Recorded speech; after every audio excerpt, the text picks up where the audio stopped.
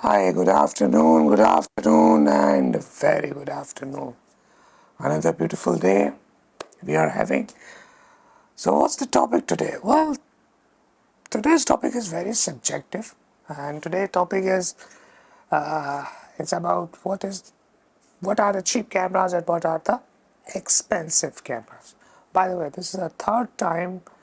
This is my third attempt actually in trying to make the video. So yesterday I attempted twice and my throat gone after twice, and both time there was a technical glitch happened, and I was like, man, I'm not going to beg for a third time yesterday. So today this is my third attempt. Hopefully it will end up well. So before we start, what are the cheap cameras and what are the expensive cameras and which one we have to go for, you have to I'm going to divide this whole plane of photography into two domains, because now we are having two domains. One is photography and one is videography. Video. Photos, video. Why I'm saying this? Because each domain have requires or still needs some kind of specific equipments, and that's where the importance of cheap or versus expensive gear is going to matter. And I'm going to divide everything for you guys in a more simplified way so you will understand. Okay, first photos, and then we'll talk about videos. First, photos. Before I start about photos, let me be very clear and keep this thing in your mind that when it comes to photos, both DSLR, film, starting with film, DSLR and mirrorless cameras, all these three works when it comes to photos. Okay, film camera, DSLR, mirrorless, all works perfectly fine, even as I'm making this video today, which is August 2022. Yeah, okay. Now when it comes to videos, that's where we only left with DSLR or mirrorless. But you keep that thing in mind that DSLR is specifically designed for videos. There, the absence of mirror, the smooth autofocus, the type of lens, type of focus putter used in the mirrorless camera lenses, the native lenses, these are all optimized for video. That's why all the mirrorless camera are having very good video specs. Straight, period. But again, we can make videos from DSLR. We have D750, D780, we have 60, we have legendary Canon 5D Mark II. Alright, but we all know who are making videos you through the DSLR, you know how much struggle you are facing when it comes to autofocus, especially that cranky noise when the autofocus starts hunting from the foreground to the background. It's not that smooth because the lenses for the DSLR were never meant for videos. They were designed only for photos. That's why the autofocus whole mechanism, whole infrastructure, the technology inside the lens focus system is all meant for photos, not for videos. But again, for all these camera manufacturer companies try to adopt the changes, and they built the new lenses for the DSLR with much more better autofocus system, which gets little more smoother, gives you more smooth transition between the foreground and the background, or the focus hunting, so you don't feel that crankiness or like that jerk, the jerking that you see in the old DSLR lenses, like Nikon E-type lenses. They were all meant for they got very linear motor, very smooth transition. Sony made very good lenses for video for their, but they started with mirrorless. The E mount previously, they don't have that kind of much video centric things, except there was E99, which was translucent mirror. But again, that camera was not able to capitalize its full autofocus potential because of the lack of lenses, or the type of lenses they were not offering that much kind of a focus speed. So Unfortunately, it's just like you are having a very good car with a V8 or V10 engine, powerful engine. You can speed up to 300 kilometers per hour, but you don't have the tires and the road. So it's just like if the lens is not having a proper focus motor in it, even the camera going to have the best autofocus system, but the lenses are not good enough to give you that smooth transition or quick autofocus acquisition, then the best autofocus inside the camera is completely useless. Just like you have the car with the best engine, but you don't have the tires or the proper road. It's just like that. So video is all about mirrorless. The video cameras, the mirrorless cameras are all optimized from the camera system, from the camera perspective, from the lens perspective, or for video. For photos, even 40-year-old lens, even the 20-year-old DSLR still works as of today when it comes to taking photos. Of course, there are one couple of particular domain like action speed, action, sports action, wildlife photography, where you really need fast autofocus system and high frames per second. That's a totally different genre where yes, you need better autofocus and high speed, but those lenses we're talking about $16,000 or $20,000, $16,000, $10,000 lenses. So that's totally different domain. All right. Now, as that being said, now we are going to start discussing what are the cheap cameras and what are the expensive cameras. Let's start with the photos. When it comes to photos, even 14-year-old, 15-year-old, even 16-year-old camera still works as I am saying this thing into this video. Why? Because when you're talking about landscape, when you're talking about portrait, when you talk about street photography, when you're talking about product photography or wedding or event, that's where you not much happening there, especially the landscape. The land is not moving. Portrait, the person sitting on in front of your camera is not moving. Product that you are going to shoot is not moving. That's where any camera will work. Any camera. Alright.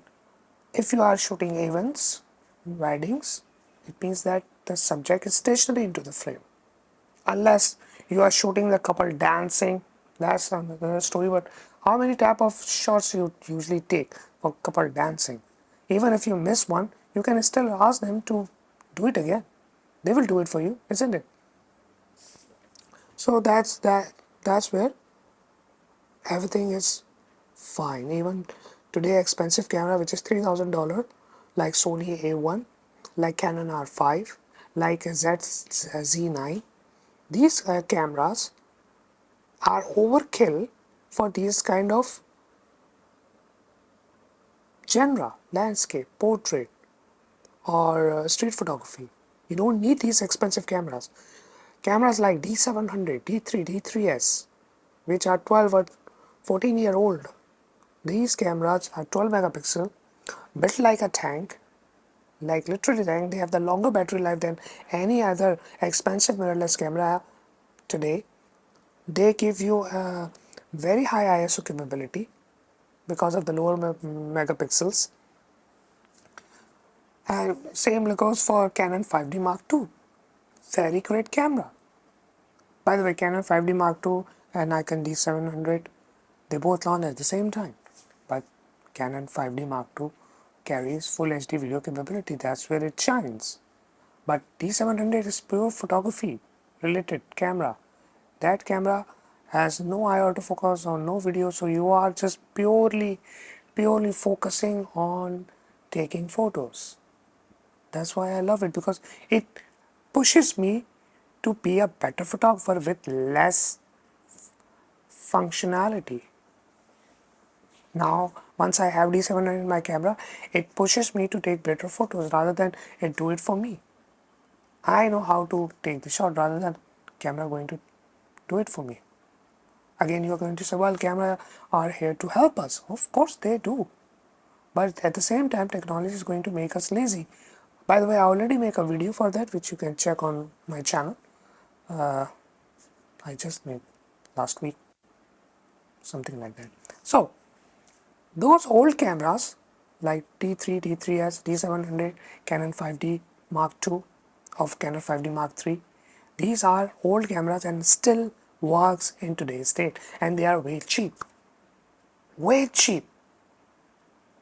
Pentax K1, I believe, that is also cheap camera, but Pentax has a limitation when it comes to lenses. When it comes to Sony cheap camera, well, A7, but it was very slow. A7 II you can go with if anybody can sell it, or A7S. A7S very good, very good. When it comes to low light, you can find it cheap, or A7R or A7R2 or A7R3.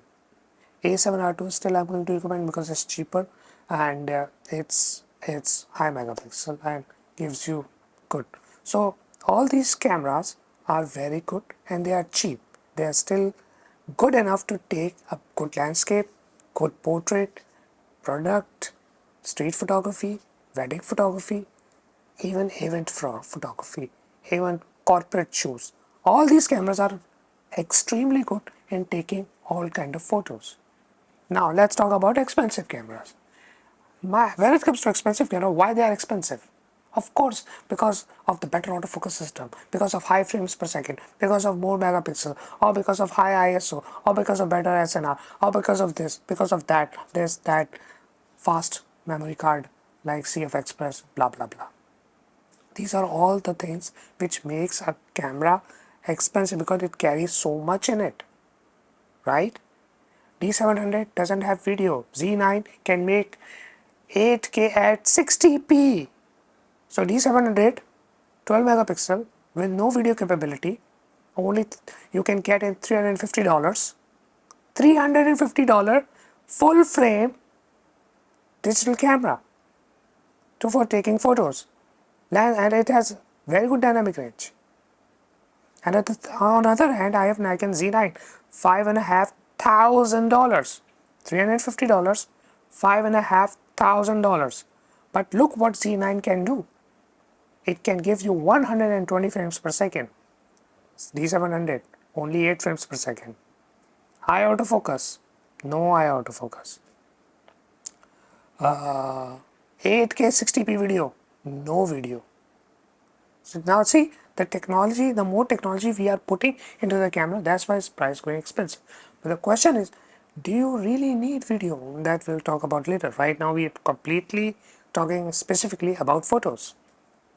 So if I need to take a photo of any landscape or journal photography, just simply journal photography, do I need Z9? No. Do I need Canon R5? No. Do I need Sony A1 50 megapixel at 30 frames per second? No. I don't need those cameras. They are overkill for the type of journal photography. Any digital camera 10, 20 years old, 10 or 15-year-old can do the job. Now, that are the lower tier cameras. D3, D3S, D700, Canon 5D Mark II, or Sony A7 or A7R2. These are all now low tier cameras. Then we have mid tier cameras. Mid tier cameras like A7 III still holds its value because of video. We'll talk about it later. For photos, even A7, A7 II still works. But now we are talking about medium tier, which price is moderate, not much. A7 III, D7 Nikon D750, D780, Z6. Now we are entering into the mirrorless domain. From DSLR to mirrorless domain. Z6. But I'm not going to count Z6. Z5. Z5 is still the best entry-level mirrorless full-frame camera, which is cheaper than Z6 and can do almost any kind of photography which Z6 can do. Any kind of photography. I am making this video with Nikon Z30, and Z30 can do any kind of photography if you give the lenses. So mid-tier cameras we have D750, we have D780, we have Z5, not Z6. Now I'm going to include Z5. And from other brand, we have Panasonic S5, not even S1. S5 is really good camera for taking photos and equally good in taking videos. But S5, they are all mid-tier. And from Canon, we have 6D Mark II or R6. They are mid-tier cameras. All right. And from Sony, A7 III, R2, A7 R2. You can say that. And high tier cameras. Of course, we have Nikon Z9 or Sony Nikon Z9 or Nikon Z7 II, Canon R5, okay, Sony A1, A9 Mark II. That's completely gone out of the picture after having A1. I don't see A9 Mark II even having a single value after having Sony A1. So these are all high tier cameras for taking normal type of photo. But again, if you are shooting action, sports, wildlife, where you need high frames per second, where you need that, you really need 20 frames per second or 30 frames per second, then of course you need Z9, Canon R5 or Sony A1.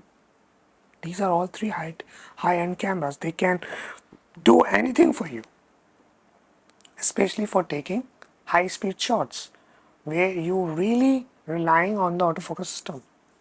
But for the landscape, do you really need high autofocus for landscape? Really? No, you don't. For portrait, yeah, you need high autofocus. But if the subject is sitting right over here, do you really need high autofocus? Even with a simple DSLR, you move the focus point to the eye and take the shot. Even the person standing outside with a beautiful environment, you move the autofocus point and take the shot. You don't need high autofocus. Especially we are taking environmental portraits where you are at f8. At f8 you really need high autofocus. That's why you spend so much on Canon R5 or Sony A1 or Sony A7 R3 or R4 or Sony A7 IV or Nikon Z9 for environmental portrait. Really? That's and there is no excuse for it. That's, I call it total stupidity. If you need to shoot any static subject, you don't need high autofocus, especially for landscape. Portrait, only for portrait if you are rushing for corporate shoots, where you have exhibition, where the Prime Minister is coming, or head of state is coming to cut the ribbon for the opening ceremony. That's where you need high autofocus. Why? Because you just lock the focus on that VIP person or head of state, and wherever they move, your focus move. So you don't have to worry about those things. You just click, click, click, click, click. But that's one of the, or you are shooting a soccer player, and let's say Messi or Ronaldo. You just shooting those guys and you just focusing on that. You just lock the focus and the camera will just track that one guy. You don't have to worry about that. Then, because those are money making shots, so that's where you need high autofocus. That's totally makes logical sense. But if the person sitting like here, like bride and groom, exactly like this, the way I'm sitting, you really need autofocus? Obviously not. Then there is no point in spending that much of money. What's the point? Spending a million, like $5,500, which is over a million Pakistani rupees, or buying a Z9 just to do a portrait of somebody who is sitting like this? Seriously?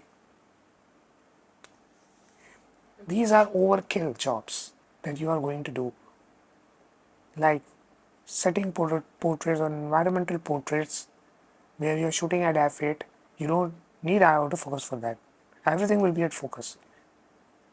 at f8. You can do this kind of environmental portrait even D700, even any old DSLR. So go for cheaper cameras which can still do a better photography. Save your money, and whenever you are going to save that money, invest that money into lenses, because mirrorless lenses lineup is still not mature. You don't have fisheye lens, you don't have tilt shift lens, you don't have longer focal lengths with zoom like 200 to 500 or 200 to 400 f4 or 200 to 500 5.6. These are not native lenses. They are all DSLR lineup. So DSLR still have so much lenses to offer for you guys.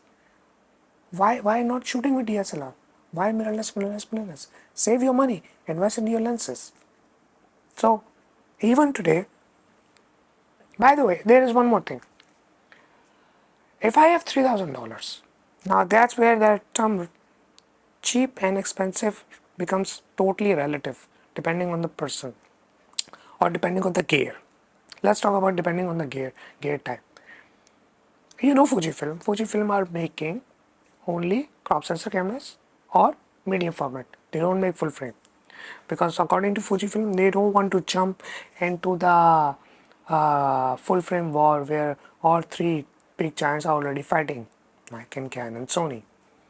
So it's overkill market for them. It's completely useless. So what they did, they invested in medium format, and they are offering right now the cheapest medium format on planet, which are cheaper than your high-end mirrorless or DSLR cameras. Can you believe that? Okay, Nikon D6 is nearly $6,000 body. Nikon Z9 is $5,500 camera body. Sony A1 is $6,500 camera body.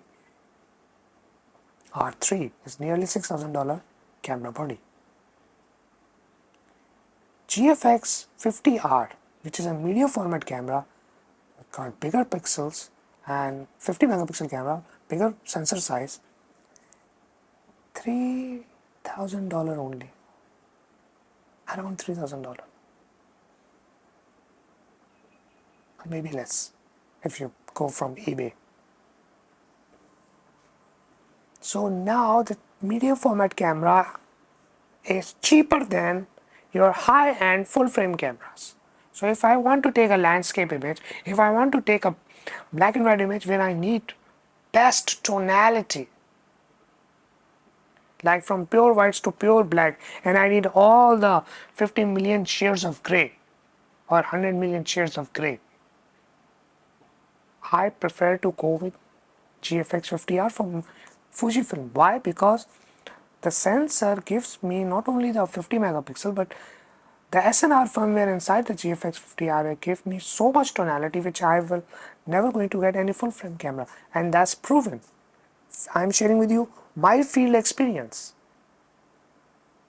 But again, you will say, well, we don't do black and white photography. Well, if you don't, maybe for landscape you will get it. Product photography you need it. If you need product photography, if you want to do product photography and you need more megapixels to show the customer rich details of their product, go for medium format. Buy any old 6x7 format lens and you are good to go. And all that cost will end up being cheaper than your high-end DSLR or mirrorless cameras. Again, it's totally relative what gear you are going for. It's totally relative. Completely. For some people, you think that okay, medium format is expensive. Let's go for full frame. No, now medium format cameras are cheaper than full frame. I just gave you the example of GFX 50R. So and this is the hardcore truth, which nobody wants to talk because it's going to kill the full frame business. That's why nobody wants to talk about that thing. Now let's talk about video. Enough with the photos. Let's talk about video. So low tier cameras, what we have good. Okay, we have Z30 first of all, from which I'm making this video. Z30 is really good in making vlogs or any kind of video, and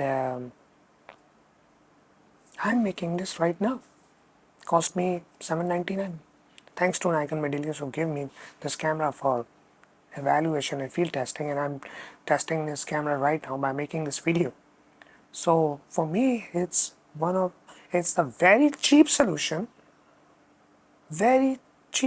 for making any kind of videos, and I mean any kind of basic vlogs, cinematography, like you're normally taking outdoors video, even indoor video with prime lens. You can do that in a very controlled environment and not gonna cost you much. As autofocus under the good light condition works just like Z6 or Z5. So that's one kind. Next, Z5. Z5, in my opinion, is the best mirrorless full frame camera, which can do photos, full HD videos without any issue. Without any issue. It's just like Z5. It comes with two card slots, so you don't have to worry about being, worry about backup. So that's one thing. And from Canon we have R6, very good camera for making videos, very good autofocus system, no doubt about that. Then from Sony, when it comes to DSLR, I'm not sure about 6D Mark II because I never used it, but I used R6. It's really good, but it comes into mid-tier camera, not the low-tier camera. In low-tier, I already told you Z30 or Z50. These two are low-tier cameras. From Canon, you can have 6D Mark II in low-tier cameras. From Sony, you those small compact Z series, ZV something. So that comes in low-tier cameras for making videos. Now mid-tier cameras, Nikon Z5, Z6, Panasonic Z5, Panasonic S5. Alright, Canon R6, even, R6. So from Sony, A7 III still holds its value, still holding its value. And when it comes to expensive tier we all know, we have Nikon Z9, Canon R5, Sony A1, Canon R3. These are all high-end cameras. They can make video like crazy, 8K, 60p, except Nikon Z9. Rest are making 30p. Only Nikon Z9 can make 60p, 8K for more than 2 hours without getting overheat. Rest are all getting overheat, that's for sure. So that's that. So these are the categories which I just mentioned: low tier, mid tier, high tier cameras for video. Same goes for photos: low tier, mid tier, and high tier and cameras for photos, and same goes for video. But again, do you really need? It totally depends on your usage.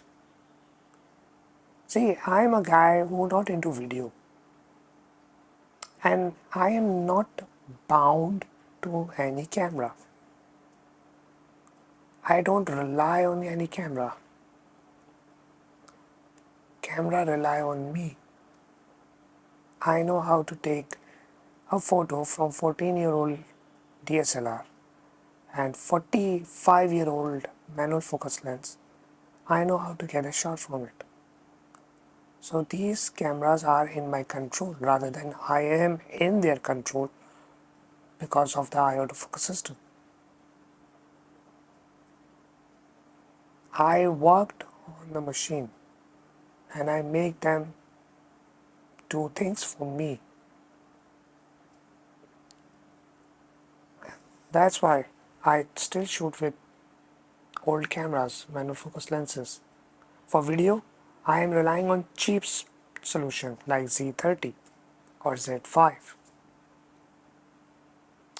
for me, because my video is not that much dynamic, I'm sitting in one position and making a video just like that. So for me, even Z30 is doing job perfectly fine. Even I was before Z30, I was making with Z5. Works perfectly fine. Nothing to worry about. It's again, is the usage. And if you think that, oh, you need dynamic focus system because of the social media, then to be very honest, social media is mobile. So you have to shoot from mobile for social media because they are all vertical. So you directly shoot vertical, directly edit through that and upload. You don't have to shoot from these cameras for social media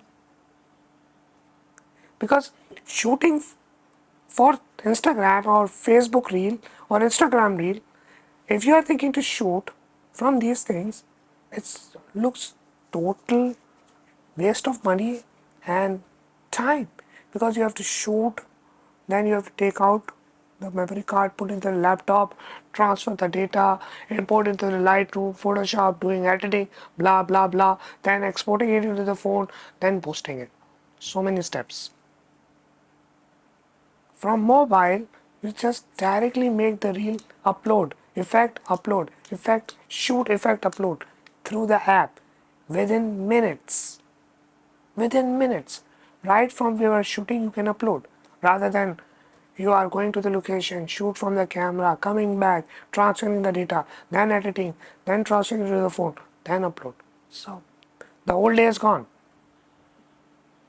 So you don't need, really, practically you don't need for reels or for stories, behind the scenes stories, these cameras, regardless of any type of tier, low, mid, high, doesn't matter.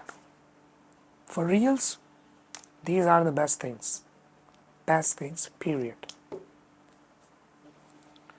So, what's the bottom line of today's video? What cheap cameras versus expensive camera? Again, it's totally subjective and it's totally depend on your need.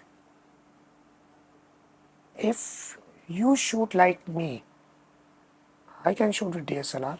I don't mind. I don't need eye autofocus for the type of shoot that I do. Even for portrait. The last picture I uploaded yesterday night, portrait of Bella Umar, Sumbal, and I took it from my lovely D700 14-year-old camera, and with 82-200 f4.5 AI lens, which is 45-year-old lens. It's a manual focus lens. I did it. For me, it wasn't any issue. You need to understand this thing that no autofocus is best, especially under the type of shoot that I do, where too much shadows. Focus system never going to work efficiently under that kind of scenario. If you're trying to shoot artistic photo, autofocus never going to work perfectly fine. You have to adopt changes, and for that it means that if you need to adopt changes, it means that you must know how to do the focusing under the different camera scenarios where the autofocus is not working. If you are totally relying on high autofocus all the time, it means that under difficult lighting situation, you won't be able to take a single shot. You won't, because you are not familiar how to overcome these difficult light scenarios by doing the metal focus lens. You just can't do it. That's where the control. But now, if you're not able to do it, it means that you are under the control of the camera. Camera controls you, not you are controlling the camera. See, now you are under control of camera because you're not able to do manual focus because you don't know how to do it. You don't know how the camera respond under any kind of lighting scenario because you're blindly following the camera eye autofocus. That's what happens. Anyways, I hope I made my point and I hope you're going to like this video. The whole idea of this video is to give you the perspective of what is a cheap camera and what is expensive camera. By the way, I should have said this thing in the beginning of this video, but Anyways, thank God I remember that. I always say this thing to everybody, which is never go for cheap camera. Why? Because cheap camera always ends up expensive. Now, what that's supposed to mean? Well, if you are, let me explain. If you are shooting with cheap cameras like entry-level DSLR, which are not built for good quality, they won't last long, they won't offer. Okay, the build quality is not that good like good full frame camera. They don't have the range of lenses which you need like 1.8, 1.4s primes. Secondly, if they drop, they are gone. For the image quality, not so good. Autofocus system, not so good. So out of these five, you may find any two or three, maybe five or maybe one. A reason will give you too much frustration. When you are going to be too much frustrated, so it means that you are going to sell that camera and you will go for full frame or expensive cameras. So you won't able to see all these issues. So for example, so it means that you bought a entry level, you bought a cheap camera for $1,000, but because of these five reasons, boring autofocus, less quality image, less like inferior autofocus system, build quality, image quality, and all those things, you get frustrated and you sell that camera. Instead of $1,000, you end up selling $800. Okay, so it means that $2,200 gone.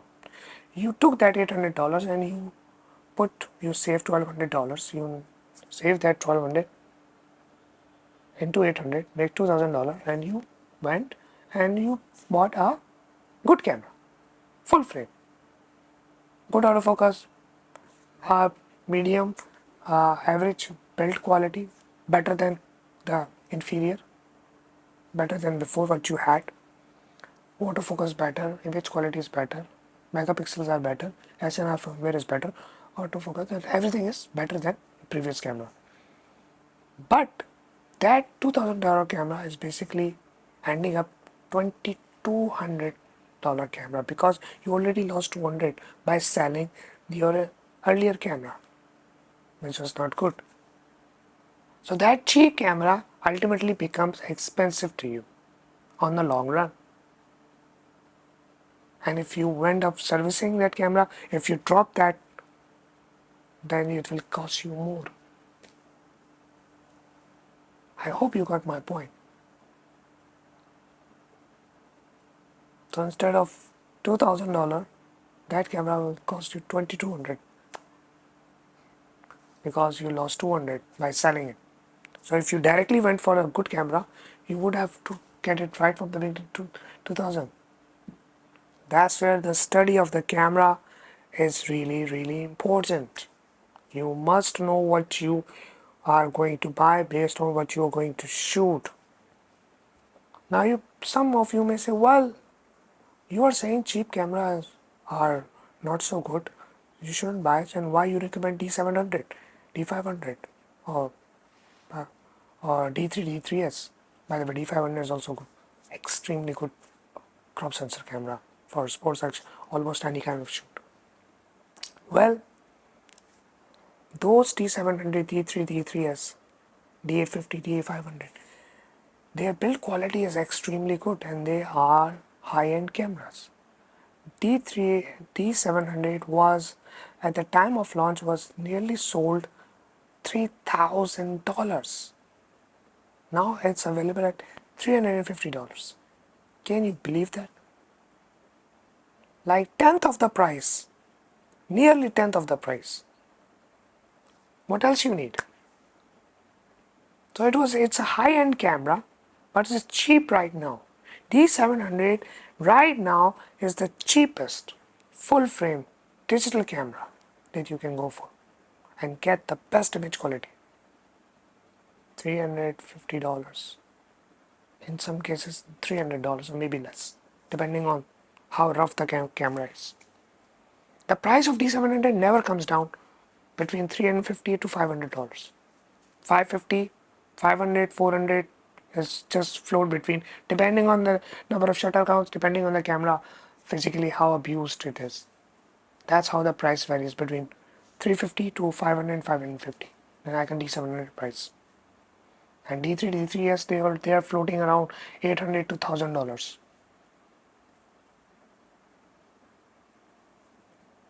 Same goes for Canon 5D Mark II. Canon 5D Mark II is a legendary camera. I have a huge respect for that camera. Huge respect. 9 autofocus points. But man, that camera, the white balance, the tonality, right from the output, really great. Of course, the noise is there because of the 21 megapixels, but it's a legendary camera. So that's how you choose. I'm going to wrap up this video now. It's too long, but I hope I cleared the points. What are the cheap cameras and expensive cameras, and what cameras you have to go for is totally based on your requirement. And I believe that if you need to shoot video, you can shoot video with cheap cameras just like Z30 or Z5 or S5 or R6. R6 is still kind of expensive. Or any M series from M mount from Canon. That's going to be cheap. Yeah, that's going to be cheap. M10 or something like that. And Sony, that Z series Vlog small cameras. Those cameras are very much good for videos. When it comes to photos, I already told you, long list, DSLR, mirrorless, both works. I suggest if you want to take photos only, cheap, just go with DSLR blindly. Doesn't matter the brand, just go with the DSLR. You will get cheaper good cameras with better build quality, better image output, better weather sealing, double card slots, and huge range of native lenses, which you don't have, still don't have much in mirrorless world. And even if you find one, they are very expensive. So DSLR is becoming cheaper and cheaper and cheaper, the whole DSLR world. So good for you for making photos. Got my point? I hope you do.